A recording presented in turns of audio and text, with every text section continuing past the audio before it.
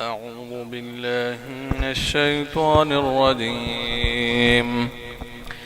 بسم الله الرحمن الرحيم. ألف لام ميم. ذلك الكتاب لا ريب فيه هدى للمتقين الذين يؤمنون بالغيب ويقيمون الصلاة ومما رزقناهم ينفقون والذين يؤمنون بما أنزل إليك وما أنزل من قبلك وبالآخرة هم يوقنون أولئك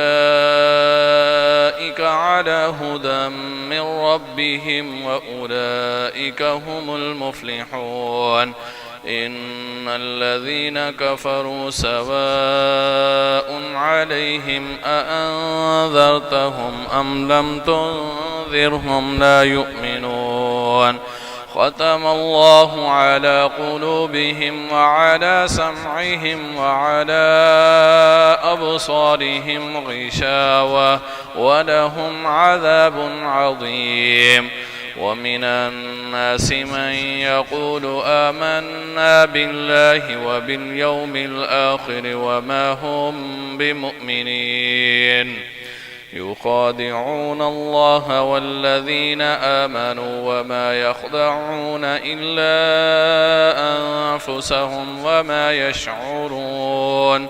في قلوبهم مرض فزادهم الله مرضا ولهم عذاب أليم بما كانوا يكذبون.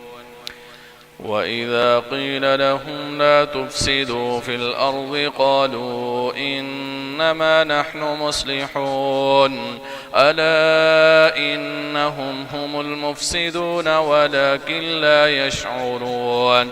وإذا قيل لهم آمنوا كما آمن الناس قالوا أنؤمن كما آمن السفهاء ألا إنهم هم السفهاء ولكن لا يعلمون. وإذا لقوا الذين آمنوا قالوا آمنا وإذا خلوا إلى شياطينهم قالوا إنا معكم إنما نحن مستهزئون. الله يستهزئ بهم ويمدهم في طغيانهم يعمهون. أولئك الذين اشتروا الضلالة بالهدى فما ربحت تجارتهم وما كانوا مهتدين. مثلهم كمثل الذي استوقد نارا فلما أضاءت ما حوله ذهب الله بنورهم وتركهم في ظلمات لا يبصرون. صم بكم عمي فهم لا يرجعون. أو كصيب من السماء فيه ظلمات ورعد وبرق يجعلون أصابعهم في آذانهم من الصواعق حذر الموت والله محيط بالكافرين.